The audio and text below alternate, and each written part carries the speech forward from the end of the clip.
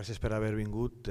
Esta és una activitat que s'entra dins de la Setmana de la Ciència que està fent la Universitat Politècnica de València, concretament en el subcampus d'Alcoi, que és el que l'Ajuntament de l'Olleria té un conveni de col·laboració i en el que, entre altres coses, doncs està la divulgació de les activitats que fa la universitat per al públic en general, no només per a la gent universitària, i entre una d'aquestes coses doncs ara és la Setmana de la Ciència i estan motivant també als pobles en els quals tenen convenis de col·laboració per a, més que res, interactuar amb la gent i poder-los oferir matèries de divulgació i també contactes i, com dic jo, convoyar a la gent per a que s'interessi en aquest món que no només per als estudiants sinó també per a la gent que produeix doncs és un element fonamental i és una manera en la que invertir per a poder continuar els nostres negocis sense haver tindre que fer una deslocalització, sinó intentar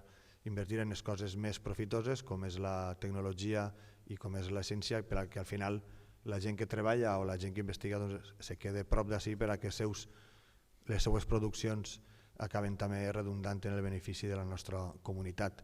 I així és que, bueno, aquesta és una de les activitats que hi ha programades en aquest sistema, però molt més avant i en altres aspectes la Universitat Politècnica col·labora en aquest ajuntament i bé, jo no m'havia preparat res perquè em pensava que no tenia que parlar, però crec que el més interessant és que parlen ells, que són les persones que venen de la universitat i que són les que al final dominen els continguts. Jo simplement venia a presentar-ho. Moltes gràcies. Bueno, estamos en nuestra sede de la Ollería de la Universidad Politécnica de Valencia. Es la segunda anualidad en la que participamos. Tenemos alguna actividad dentro de lo que es la Semana de la Ciencia, es nuestra 12ª Semana de la Ciencia, y en ella lo que pretendemos es trasladar, divulgar conocimiento científico, tanto propios como de profesores invitados de otras universidades a la sociedad, ¿no? Aparte, como decía el alcalde, estamos dentro de lo que es nuestra sede universitaria participando en lo que es el entorno de la Ollería y de la Vall d'Albaida, tratando de potenciar nuestras capacidades. Lo que se trata al final es de potenciar el territorio, ayudar al territorio. De hecho, este año ya hemos hecho 7 actuaciones, 7 actividades, todas ellas englobadas en esta anualidad relacionadas con el emprendimiento. De hecho, el próximo día 20 tenemos una nueva actividad en el espacio ICREO destinada a financiación de las pymes y autónomos. Bueno, la UPV, la Universidad Politécnica de Valencia, somos una universidad tecnológica, somos una universidad muy industrial, muy ligada a la industria. De hecho, nuestras titulaciones fundamentales son ingenierías, tenemos ingeniería química, mecánica, ingeniería en diseño industrial, informática. Aparte de ello también tenemos administración y dirección de empresas, diferenciada un poco de las universidades de nuestro entorno, en cuanto que las ligamos con otras titulaciones. Tenemos dobles títulos de AD Informática y AD y Turismo. Eso nos hace un poco diferentes. Y como decía, pues altamente arraigados a nuestro entorno industrial fundamentalmente. De hecho, en este caso, nuestra ponente de hoy, María Ángeles Bonet, pertenece a este entorno previo a su paso por la empresa pública. En estos momentos está trabajando en la Universidad Politécnica de Valencia, y por ello va a ponernos algunos ejemplos dentro de su charla de nanotecnología relacionados con el sector textil, las posibilidades que nos ofrece la nanotecnología. Bueno, María Ángeles Bonet, nuestra ponente, es profesora titular de la Universidad Politécnica de Valencia, pertenece al Departamento de Ingeniería Textil y Papelera, somos compañeros. Aparte es la investigadora principal, la responsable del grupo de investigación en ingeniería textil, y en su currículum podemos citar numerosos proyectos de investigación en los que ha sido investigadora principal, también numerosos artículos en revistas internacionales, participación en congresos internacionales, patentes, y hoy va a hablarnos de nanotecnología, nanofuturo, entre la ciencia y la ficción. Va a darnos un enfoque de lo que es la nanotecnología desde un punto de vista científico y desde un punto de vista aplicado. Hablamos de nanotecnología ya no como ficción, sino como realidad. De hecho, nos pondrá algunos ejemplos desarrollados por ella misma y por su equipo en nivel laboratorio inicialmente y después aplicado en la industria, en nuestro caso en la industria textil. Y nos hablará pues, de ese futuro que puede ser revolucionario que nos ofrece esta nueva tecnología. Pues nada más, muchas gracias a todos por la asistencia y doy paso a nuestra compañera María Ángeles Blanco. A continuación voy a explicar Nanofuturo, una realidad entre la ciencia y la ficción, ¿vale? Y para ello, evidentemente, tendríamos que introducir qué es el término nano. Si estamos hablando de nanofuturo, ¿de qué vamos a hablar? ¿De que tenemos un futuro pequeño o relativamente corto? La realidad es que el título nos dice nanofuturo, nano lo relacionamos con términos pequeños, pero me gustaría comenzar diciendo que para mí el término nano es lo que nos va a definir el futuro en la sociedad en la que estamos. Si nos hacemos una idea de 10 millones de euros, ¿qué es lo que significa? Pues bien, yo personalmente es una cantidad de dinero a la que nunca soñaré alcanzar, salvo que me toque una primitiva o una lotería, ahora que vienen las Navidades, ¿no? Si yo cojo 10 millones de euros y esta cantidad que nunca soñaría tener la divido en partes nanométricas y me quedo una de ellas, en realidad lo que me queda es 1 céntimo de euro. Es decir, me queda una parte con la que no me puedo comprar ni tan siquiera un chicle en el día de hoy. Es decir, cuando yo divido algo en partes nanométricas, lo estoy haciendo muy, muy, muy pequeño, ¿vale? Si esto mismo, que hablábamos de dinero, que es un término en el que más o menos todos nos tenemos que manejar, lo transpolamos a 1 metro, nos vamos a encontrar con que cuando yo hablo de nanómetros, estoy hablando de lo que sería la millonésima parte de 1 milímetro. Es decir, estoy hablando de una parte del espacio muy, muy pequeña. Vamos a ver a escala nanométrica de qué estamos hablando. Por ejemplo, si yo miro una pelota de tenis, está en los 10 elevado a 8 nanómetros, pero si reduzco hasta, por ejemplo, células sanguíneas, me encuentro con que tengo 10 elevado a 4 nanómetros. Si llego a los virus, aquí ya están entre 50 y 60 nanómetros, es decir, estoy hablando ya de este tamaño de cosas en las cuales vamos a estar trabajando o vamos a intentar averiguar qué es lo que pasa y la ciencia cómo trabaja a este nivel. Por ejemplo, las cadenas de ADN que tanto oímos en las noticias que por manipulación genética van a permitirnos curar enfermedades como el cáncer o el Alzheimer, pues se encuentran alrededor de 1 nanómetro. Es decir, estamos hablando de una ciencia o una tecnología en la cual nos encontramos manipulando materia o estudiando materia a niveles muy, muy, muy pequeños. Si yo viviese en un mundo en el que una nanopartícula equivale al tamaño de un balón de fútbol, me encontraría con que los virus serían del tamaño de las personas, o, por ejemplo, los glóbulos rojos que encontramos en la sangre tendrían el tamaño de un campo de fútbol, o un donut tendría el tamaño de Nueva Zelanda. Es decir, estamos hablando en un mundo en el que los seres humanos vamos a estudiar o a manipular productos o sustancias o elementos muy pequeños o muy diminutos y nosotros somos muy grandes respecto a esta parte de la materia. Entonces podríamos preguntarnos, ¿por qué hay que hablar de algo que realmente es tan pequeño? Pues bueno, hay un estudio que dice que en este año, ahora nos queda 1 mes y medio prácticamente para que acabe el año, pero resulta que en el mes de julio se hizo una predicción en la que se estimaba que cuando termine el año habrá involucrado en esta tecnología alrededor de unos 3 trillones de dólares.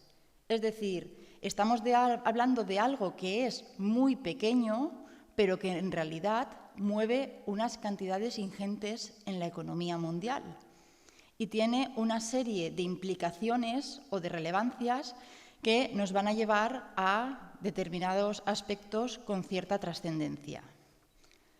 Bien, yo estoy hablando de nanotecnología, hablo de que en el presente se estima que va a haber un volumen de 3 trillones de dólares, por tanto hay un presente para esta nanotecnología, pero también debemos de pensar si esta nanotecnología en el pasado ya existía o qué futuro le va a deparar. Si nos centramos en qué pasaba en el pasado, por ejemplo, pensamos en el color de un metal.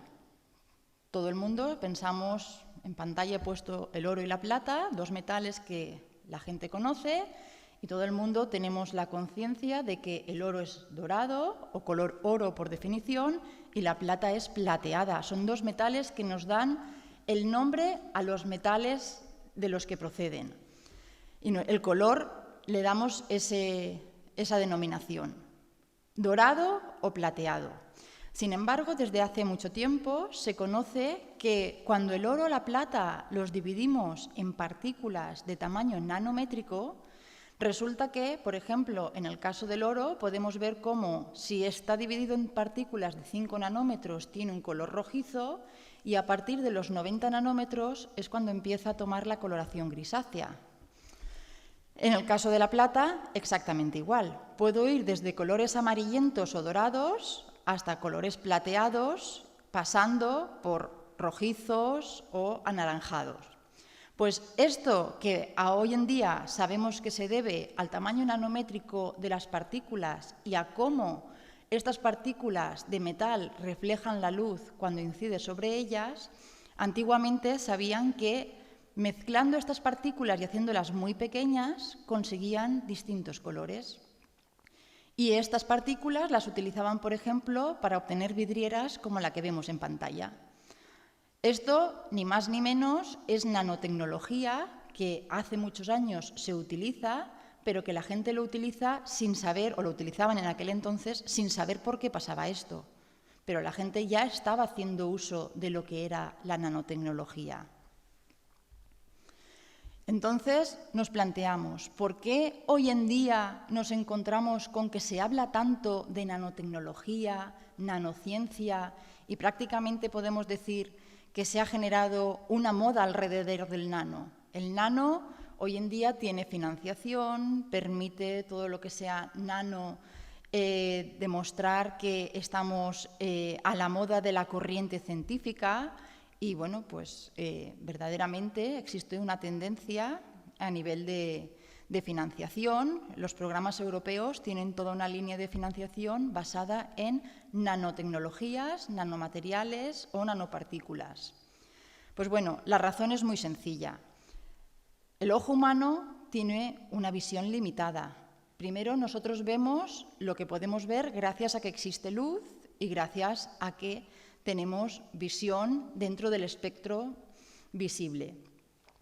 Pero con el avance con el desarrollo del microscopio óptico nos encontramos con que ya no solo llegábamos a ver personas, frutas, elementos, animales, insectos diminutos o incluso el cabello humano como vemos en pantalla, sino que cuando aparece el microscopio óptico me permite a las cosas que yo veo a simple vista detectar si hay irregularidades, si tienen algún problema, si existe un defecto. Pero además puedo analizar células, bacterias y determinados microorganismos.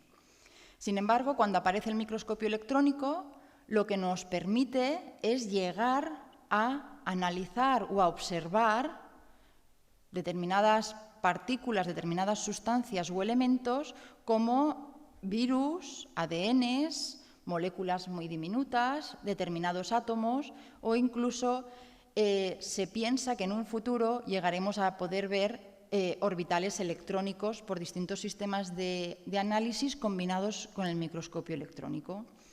Claro, evidentemente, en el momento que aparece la microscopía electrónica se hace un gran salto porque podemos llegar a observar cosas de tamaño nanométrico y a partir de ahí es cuando yo observo estas cosas de tamaño tan reducido y me permite poder analizarlas y poder llegar a tener conciencia de por qué muchas de las cosas que antes pasaban y no tenían explicación, ahora las puedo entender.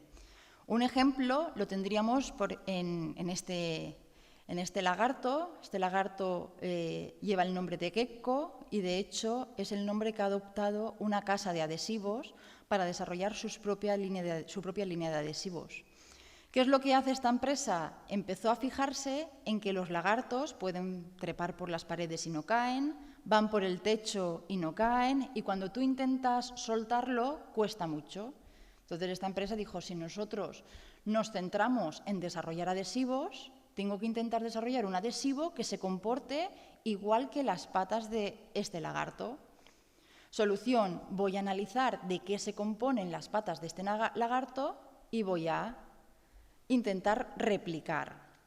¿Qué es lo que estamos haciendo? En este caso, lo que se intenta es mimetizar el comportamiento de determinados seres vivos. Aquí tenemos el lagarto. Si nos fijamos en las patas, parecen como unas superficies estriadas, pero si nos movemos y en vez de mirar las estrías que aparecen en las patas, nos fijamos en cada una de estas estrías, nos damos cuenta de que están compuestas, como vemos aquí en esta fotografía de la parte de abajo, por una infinidad de filamentos o de vellosidades que en sus extremos en realidad lo que tienen son unas ventosas. Están actuando como si fuese un efecto pulpo o un efecto tentáculo, pero tiene infinidad de filamentos con este efecto. Por eso cuando alguien intenta separarlo, claro, hay que quitar todas estas ventosas que tienen un efecto nanométrico. Pues bueno, a partir de ahí se intenta copiar y hoy en día existen determinados robots que son capaces de trepar por las paredes, de caminar por el techo, basados en esta tecnología y cuya composición en las extremidades, que son las que se apoyan por la pared o por el techo, están compuestas por elementos como el que vemos en pantalla. Tenemos esos nanofilamentos en los cuales tenemos aquí una base de la que salen los nanofilamentos y en cuyos extremos les han depositado este tipo de ventosas. El robot se le dan una serie de señales, en cuanto va a mover esa extremidad, las ventosas se desactivan, se mueve, se coloca en otra parte de la superficie y las ventosas vuelven a actuar. Y así conseguimos desplazar el robot por las paredes o por el techo sin que la gravedad cumpla su función. Bien, esto es lo que se conoce como biomimetismo. Hasta hace unos años el biomimetismo se había utilizado en base a lo que se conoce como la deconstrucción. Yo analizo las patas del lagarto y voy bajando hasta niveles nanométricos para ver cómo podemos reproducirlo o mimetizar estos efectos. Sin embargo, a partir del 2010, bueno, desde antes del 2010, pero básicamente a partir del 2010, con el Premio Nobel de Física que recibieron dos científicos, se invierte el proceso. Ya no analizamos la naturaleza para intentar reproducir el comportamiento, sino que lo que se hace es, a partir de átomos, es decir, elementos básicos de la materia, intentar construir nuestros propios nanoproductos o nanomaterias que tengan unas propiedades determinadas. Entonces, aquí hay dos líneas. Hay gente que trabaja en nanotecnología desde el punto de vista de la deconstrucción para explicar por qué se producen ciertos fenómenos, y hasta hace un tiempo fue la base que permitió que las nanotecnologías pudiesen avanzar, y hoy en día han avanzado hasta el punto de que ya el ser humano es capaz de construirse sus propios nanomateriales a capricho. Ya hemos entendido cómo funciona la naturaleza a nivel nanométrico y ahora, entendiendo esas propiedades, queremos desarrollar o modificar materiales que ya existen para que nos den cobertura a ciertas necesidades tecnológicas que no han sido cubiertas hasta la actualidad. Entonces, ya hemos visto que es algo nanométrico, por qué está de moda los productos nanométricos y deberíamos preguntarnos o nos podríamos preguntar ¿por qué interesa hablar de algo tan pequeño? Pues bueno, se habla de algo tan pequeño ya no solo porque el microscopio nos permite verlo, analizarlo y entenderlo, sino porque nos da pie a que la nanotecnología tenga cabida en múltiples campos de aplicación. Campos como la cosmética, el textil, la aeronáutica, las empresas de pinturas, el medio ambiente, en temas de energía, en medicina, en farmacia, y solo por citar unos cuantos, ¿vale? Podríamos estar poniendo flechas y flechas y flechas y meternos en cada uno de estos campos. Para empezar, por ejemplo, me gustaría hablar, como me ha introducido mi compañero Pablo, yo vengo del campo de la ingeniería textil, mis trabajos se desarrollan en el campo de la ingeniería textil y aunque trabajamos a nivel micro y nano desarrollando ciertos productos, evidentemente los productos que desarrollamos los aplicamos al textil. Es por ello por lo que he considerado que poner ejemplos de textil es algo que nos va a permitir pues, a todos ver que la nanotecnología no es algo que están desarrollando 4 científicos a nivel nacional y unos cuantos en Estados Unidos y unos cuantos en Europa y otros países desarrollados. Es algo en el que nosotros nos podemos mover en el día a día, ¿vale? Aquí tenemos una persona, vemos que puede llevar un suéter de lana y que le pica. Y por esta experiencia hemos pasado prácticamente todos.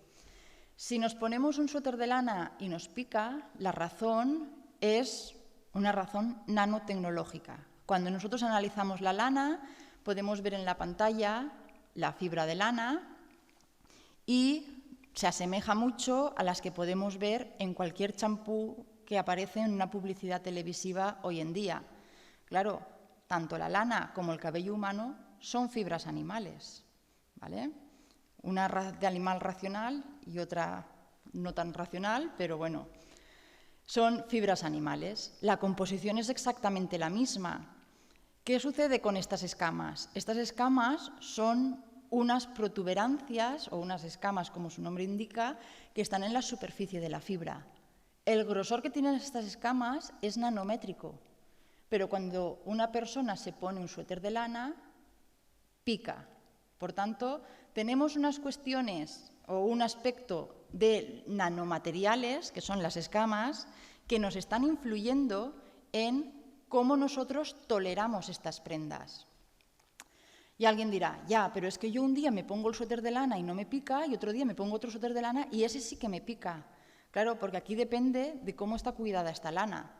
La lana depende de que estas escamas estén más adheridas a la superficie de la fibra o si la hemos lavado mucho o incluso la propia oveja se ha metido mucho por los ríos, se ha enganchado en los zarzales y ha maltratado sus propias fibras, las escamas se abren y, claro, rozan mucho más cuando están sobre nuestra piel. Por tanto, este aspecto nanométrico, dependiendo de qué tipo de lana sea, nos va a cambiar. Nos va a permitir que podamos llevar un suéter de lana sin llevar bajo una camisa o una camiseta interior o no nos lo va a permitir. También es cierto que la misma prenda a una persona le pica y a otra no, pero aquí también juega la sensibilidad que tiene cada uno en la piel. El nivel de sensibilidad puede variar mucho, ¿vale? Entonces, bueno, esto solo por introducir un poco lo que sería en el mundo textil, algo que, como hemos dicho, desde hace tiempo sabemos que cuando te pones lana sobre la piel puede picar. Sin embargo, en la actualidad, los nuevos desarrollos se centran en aspectos como cuando yo voy a obtener un hilo, imaginemos aquí tengo una representación en la que tendría 2 hilos igual de gruesos, pero en uno pongo fibras más grandes y en otro pongo fibras más finas. ¿Qué estoy viendo? Que los tamaños que tengo entre las fibras, cuando las fibras más grandes son mayores. Aquí en pantalla puedo ver un hilo cortado y que está compuesto por fibras grandes y fibras pequeñas. Los huecos que tengo entre las fibras grandes son mayores que los huecos que tengo entre las fibras más pequeñas.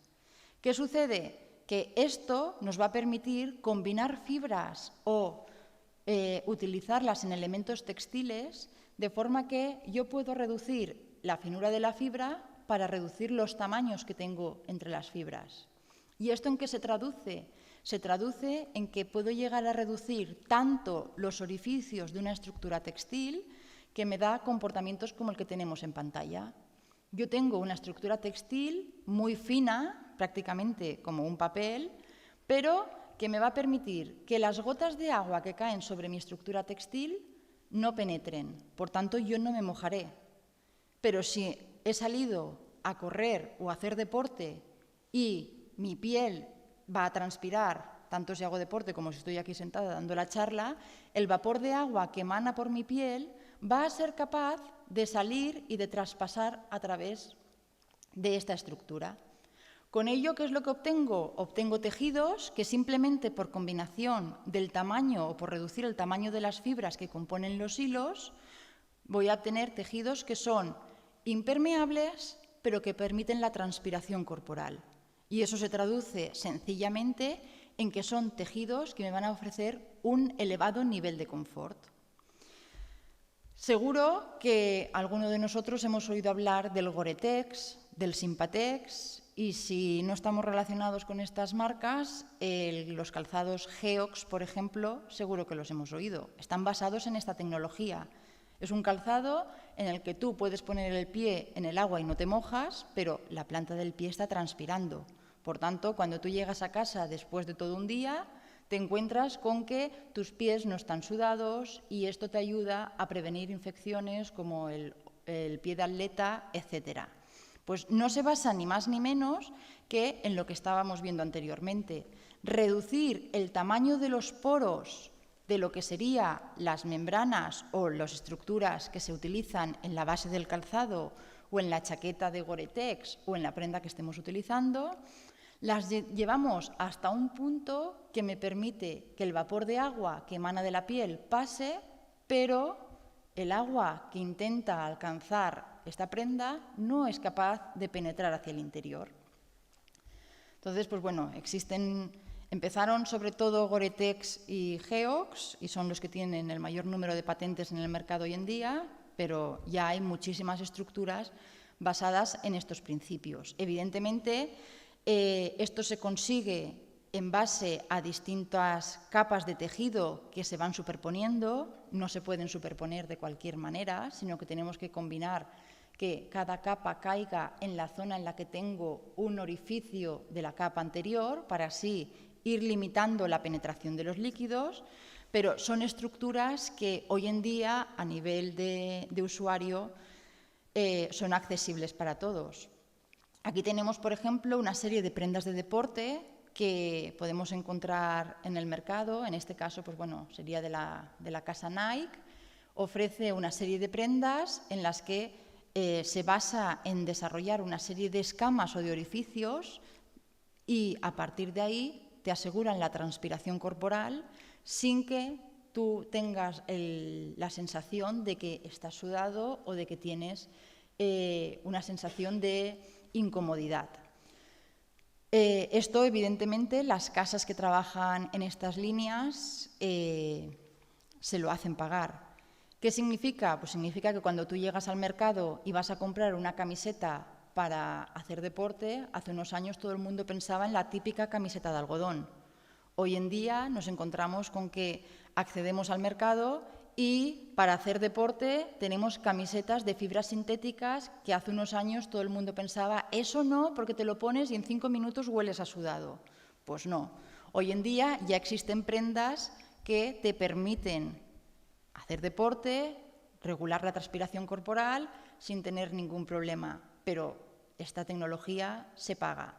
Ahora, es cierto que muchas veces cuando alguien va al mercado no sabe si está pagando la tecnología que lleva implícita esta camiseta o esta prenda o la publicidad que se le tiene que dar porque la camiseta la ha patrocinado tal jugador o tal deportista, ¿vale?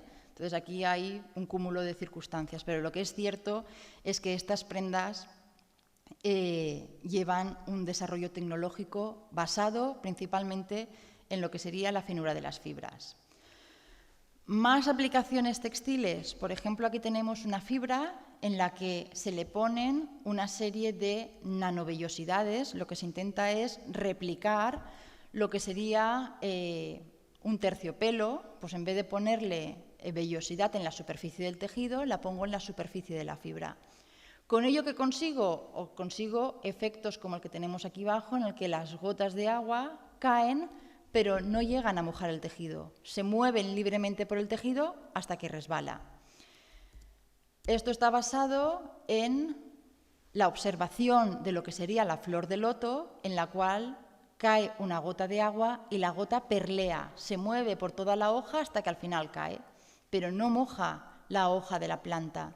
Pues en el caso de los textiles hacemos lo mismo. Modificando la superficie de las fibras, yo consigo que estas gotas no mojen mi tejido, ¿vale? Aquí realmente mi fibra es una fibra que tiene una finura convencional. No es como el caso de antes, en el que he reducido tanto la finura que los orificios no van a permitirle entrar.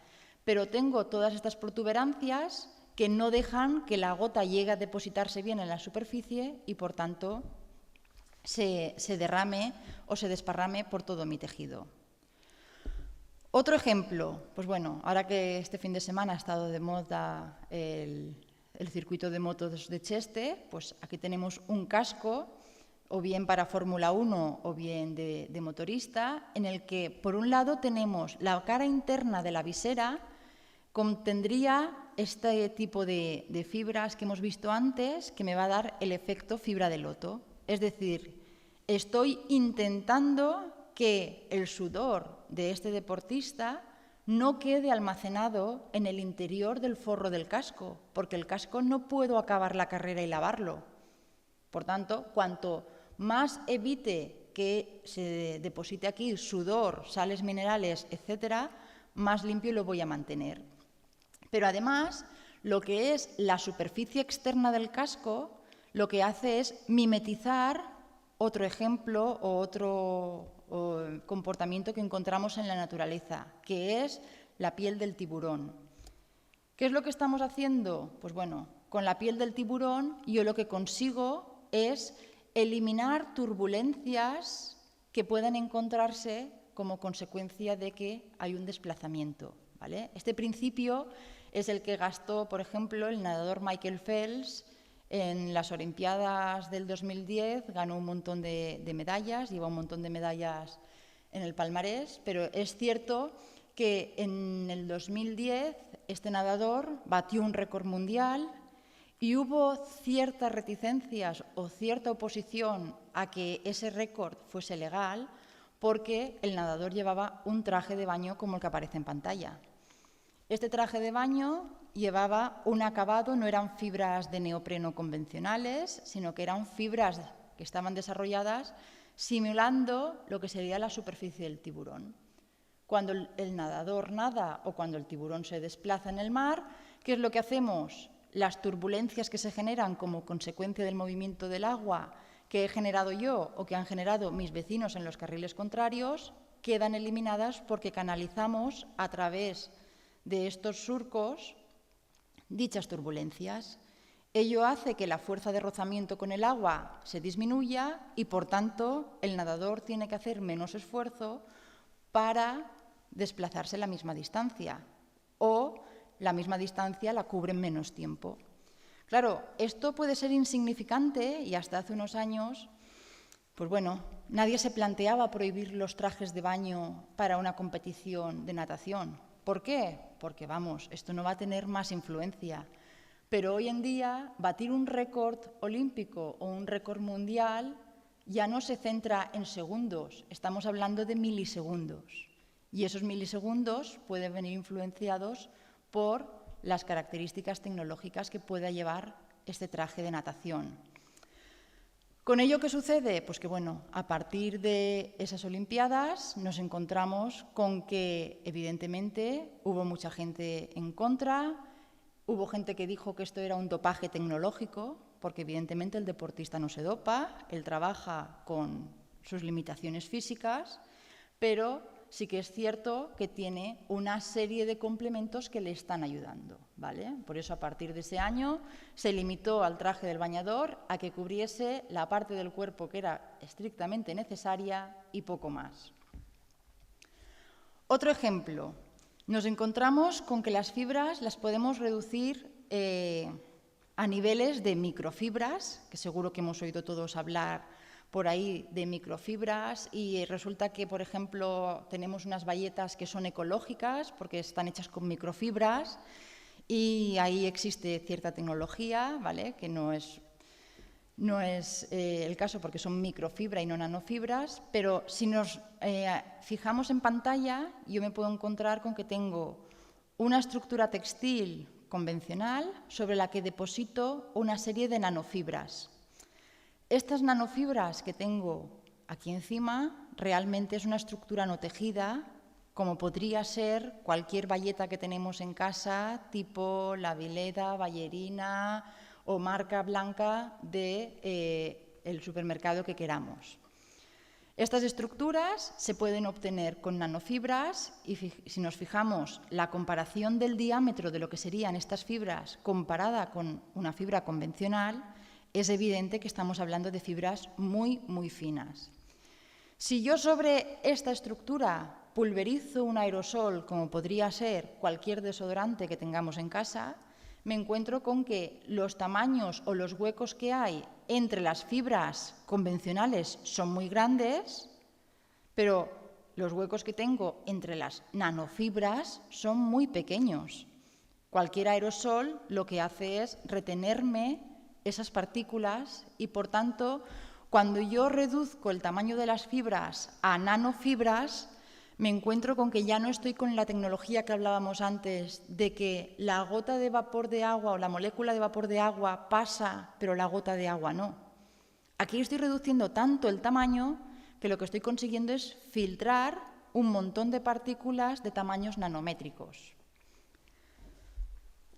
Bien, con estos filtros, ¿qué es lo que conseguimos? Pues con estos filtros, evidentemente, lo que vamos a conseguir es que este tipo de partículas sean mucho más activas, ¿vale? Por ejemplo, cuando el atentado del 11S, las Torres Gemelas cayeron y la gente entraba a la zona cero con mascarillas, pero todas las mascarillas no servían. ¿Por qué? Porque la estructura de los edificios estaba hecha con fibra de amianto, una fibra que en la actualidad está prohibida, pero que está prohibida porque se ha demostrado que es cancerígena, pero no es cancerígena porque la gente que trabajaba allí fuese a contraer cáncer, sino porque cuando esa fibra se desintegra en partículas tan diminutas que son capaces de traspasar todos los filtros que tiene un sistema de respiración de cualquier ser humano. Por tanto, esas partículas llegan al pulmón, se alojan allí y el pulmón, como consecuencia, lo que tiene que hacer es desarrollar un sistema de defensa y crea una masa que bloquee esas partículas.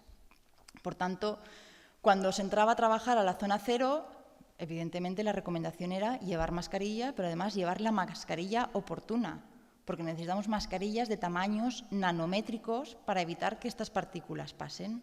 Pues bueno, esto con las nanofibras se puede conseguir. Aquí tenemos otro tipo de tecnologías que aparecen hoy en día en determinadas publicidades, luego lo veremos como ejemplo de cosmética, ¿vale? Pero bueno, en el campo de textil, pues esto sí que realmente es uno de los proyectos que hemos desarrollado en la universidad, en el grupo de investigación al que pertenecemos tanto Pablo, mi compañero, como yo. Y pues bueno, se basa en una tecnología muy sencilla. Tenemos una esfera cuyo interior está hueco y tiene una pared de finura nanométrica. Es decir, nosotros desarrollamos estas esferas en el laboratorio de forma que aquí dentro les ponemos el producto que nos interesa. En este proyecto que tenemos en pantalla, lo que hacemos es, en el interior de las esferas, poner un repelente de mosquitos Ponemos un repelente de mosquito y estas esferas las aplicamos a un tejido. Aquí tenemos una imagen de uno de los tejidos que desarrollamos en el laboratorio.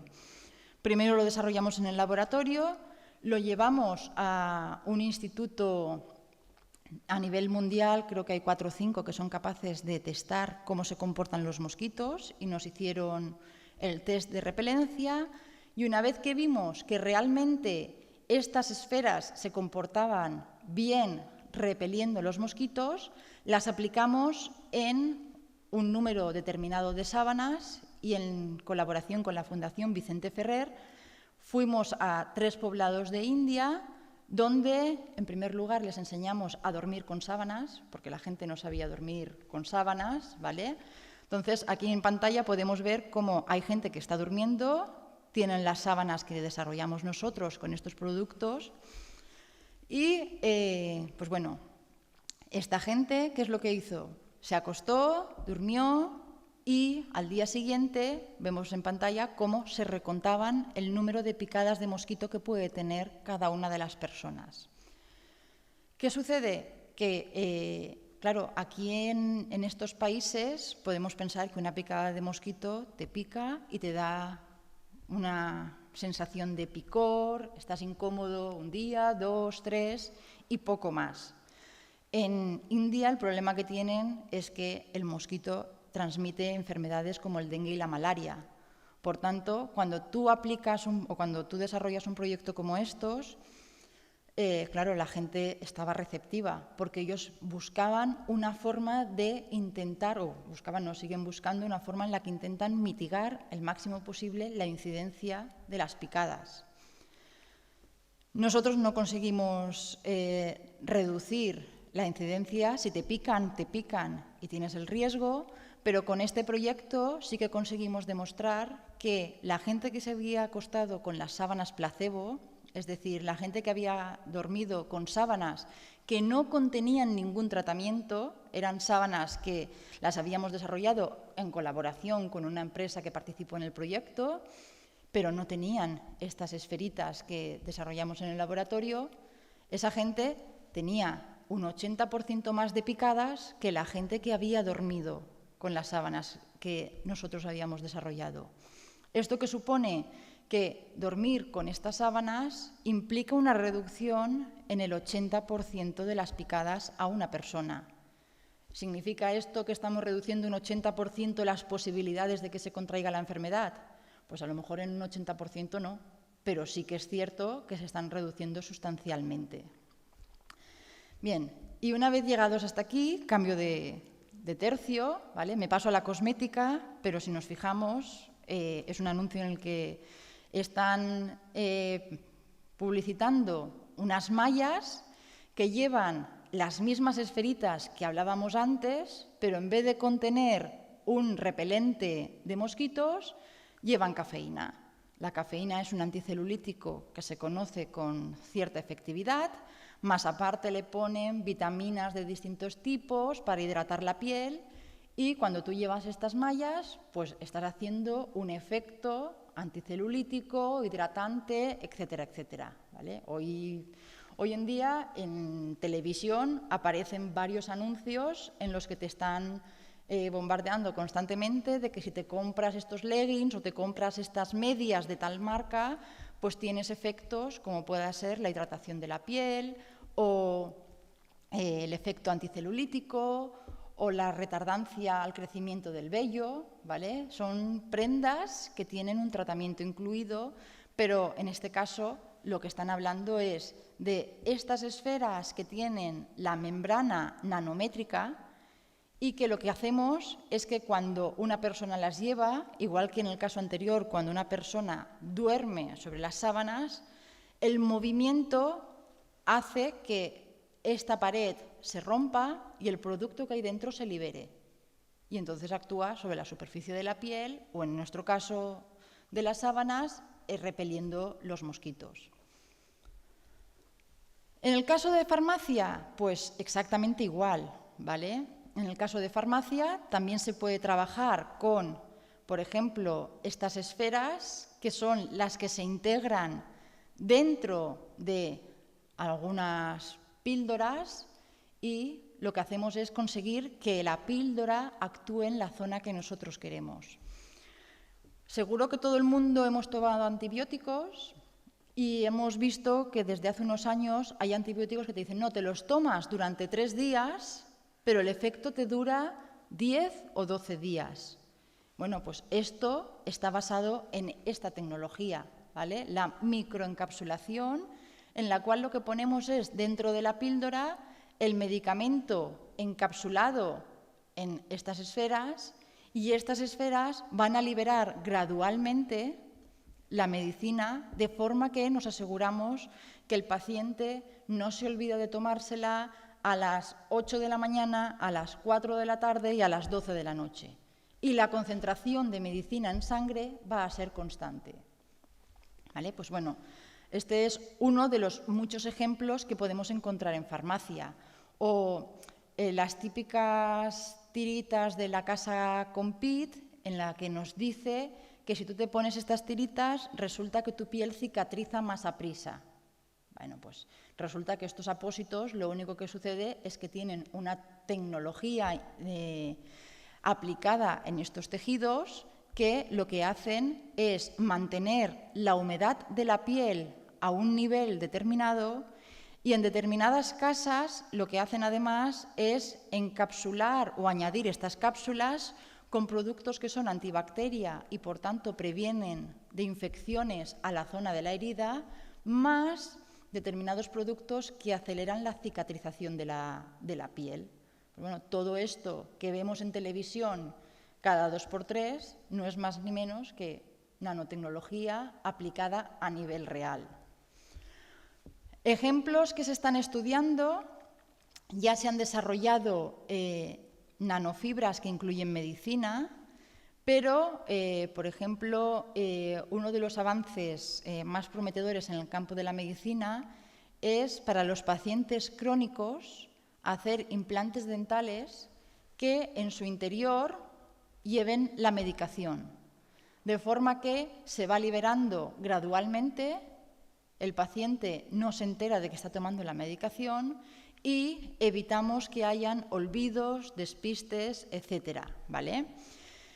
En el campo de la medicina, aparte de estos implantes, también se puede trabajar, por ejemplo, con nanotubos o nanofibras que se implantan. Pues, por ejemplo, si alguien ha oído hablar de una operación de hernia de disco en la que te dicen, no, es que me van a poner un cemento para evitar que los discos entre 2 vértebras se chafen y pierda movilidad.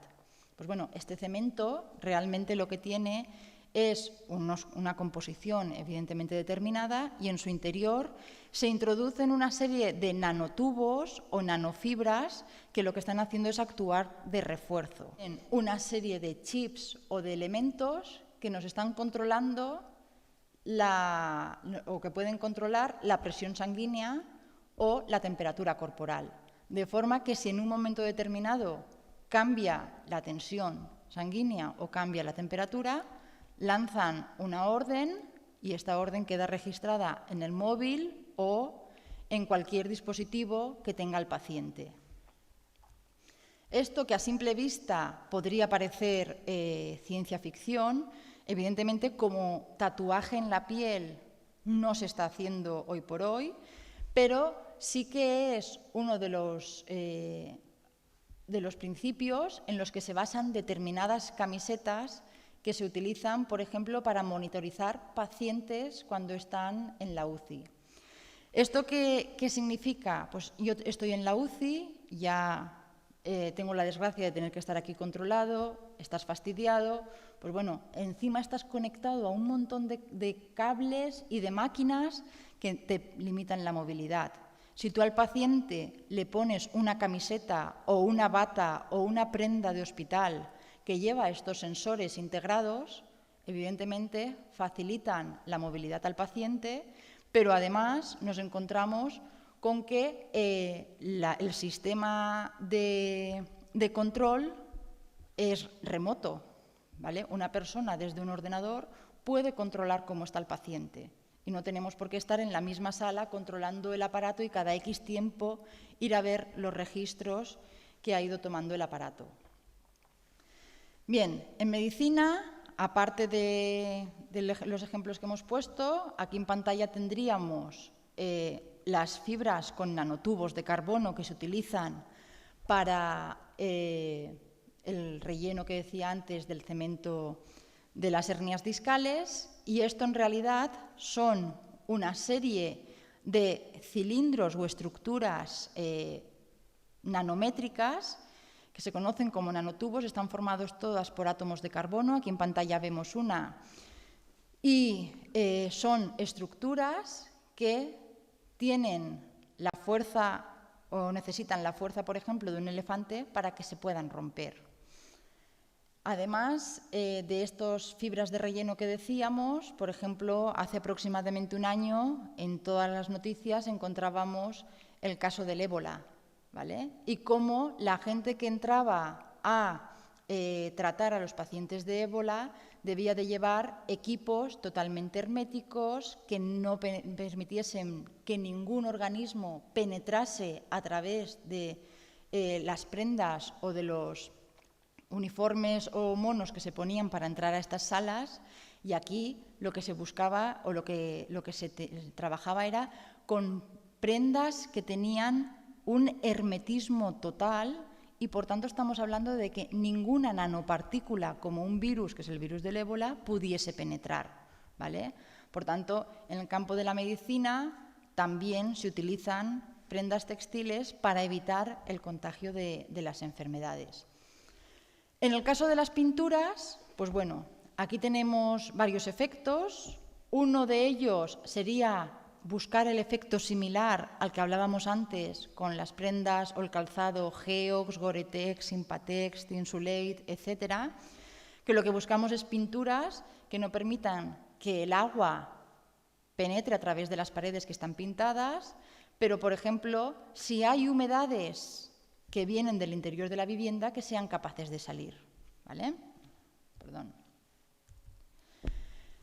Otro ejemplo sería pinturas en las cuales lo que tenemos o lo que se aplica es las microcápsulas de las que hablaba yo antes en el caso de las prendas antimosquito o de las sábanas antimosquito, pero en este caso yo lo que pongo dentro de mi cápsula no es la cafeína para hacer un anticelulítico o el efecto repelente de mosquito. Lo que pongo en este caso aquí dentro es un aceite.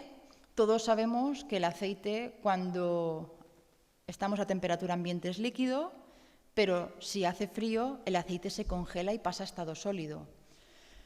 Cuando el aceite se congela y pasa a estado sólido, me encuentro con que tengo lo que puedo ver en pantalla, ¿vale? La bolita roja me dice que el aceite está caliente y, por tanto, está disuelto. La bola azul me indica que el aceite lo he helado y lo tengo congelado. En el proceso de enfriamiento, lo que sucede es que el aceite libera energía.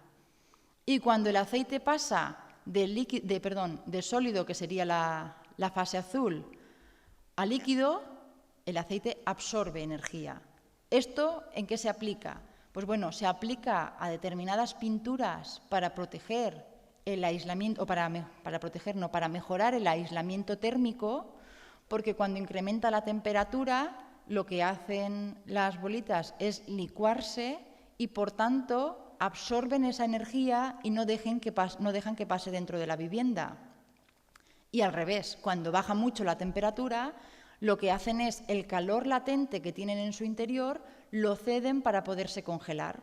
Pero están cediendo calor y, por tanto, están permitiendo que mi vivienda no se enfríe tan rápidamente. Esto se aplica en pinturas, pero también se aplica en prendas textiles o en ropa, ¿vale? Porque si yo trabajo descargando un camión frigorífico que lleva carne, cada vez que entro al camión frigorífico, si llevo estas chaquetas con este acabado, me encuentro con que la sensación o el choque térmico cuando entro al camión no es tan acusado como si llevo una chaqueta normal. O cuando es verano, estamos en un sitio con aire acondicionado y salimos a la calle, pues si llevo estas prendas, la sensación térmica no es la misma.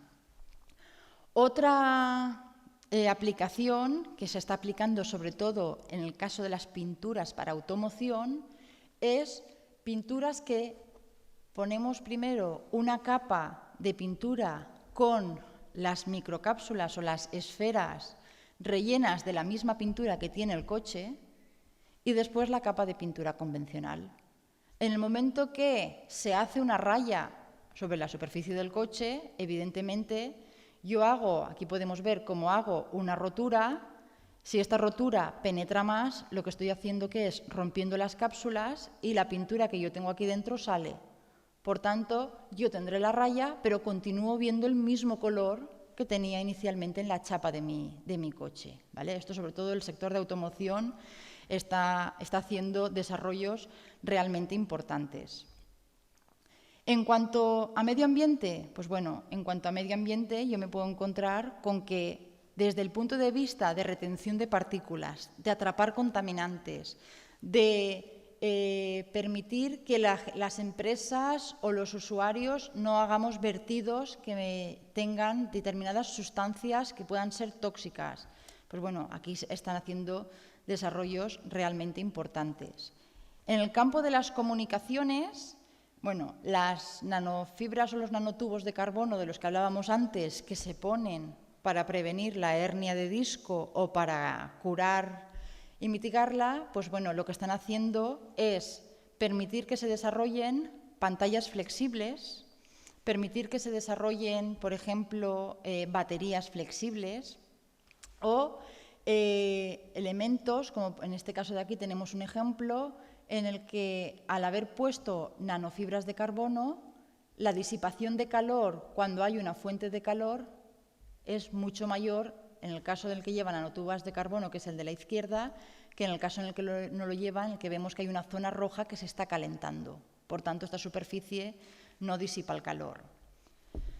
En el caso de la aeronáutica, pues bueno, evidentemente volvemos a estar igual, ¿vale? Se utilizan muchísimos compuestos nanométricos. Por ejemplo, en el caso de los combustibles, se sabe que el aluminio a nivel nanométrico presenta combustión espontánea y, por tanto, aumenta el rendimiento de los combustibles. Pero además se trabaja mucho con los nanotubos de carbono porque nos permiten tener estructuras muy ligeras, como podemos ver aquí. Yo tengo una estructura a base de nanotubos de carbono que la deposito sobre los pétalos de una flor y no la deforma, y son capaces de soportar resistencias muy elevadas, ¿vale? Pero que realmente son efectivas. ¿Por qué? Porque son materiales tan ligeros que si los comparo con un metal me dan las mismas prestaciones, pero con mucha mayor ligereza. Si yo consigo hacer chasis con estos productos, mi nave va a pesar mucho menos y, por tanto, voy a necesitar mucho menos combustible que lanzar al espacio. Bien, todo esto está basado, como decía, en los nanotubos de carbono. El nanotubo de carbono es el material básico dentro de lo que serían las nanotecnologías, porque es el que ha permitido que muchos sectores avancen muy rápidamente y, por tanto, hacer una charla de nanotecnología sin hablar de los nanotubos de carbono no tiene sentido, ¿vale? Realmente, el nanotubo de carbono, ¿qué es? Es el mismo material que compone la mina de un lápiz, pero nos encontramos con que el grafito que compone la mina de un lápiz, pues bueno, es una serie de capas en la que yo tengo unos planos superpuestos. Si estos planos consigo separarlos a nivel individual y los obtengo en forma de cilindro, tengo los nanotubos de carbono. O hago una esfera como si fuese una pelota de fútbol, pues en este caso tendría lo que se conocen como fullerenos. La nomenclatura y la forma de hablar de estos nanotubos de carbono es muy variada, porque por ejemplo, el carbono se agrupa en bases hexagonales o en bases pentagonales, y yo puedo tener un hexágono, pues como este de aquí, que sería horizontal, o como este, que es vertical.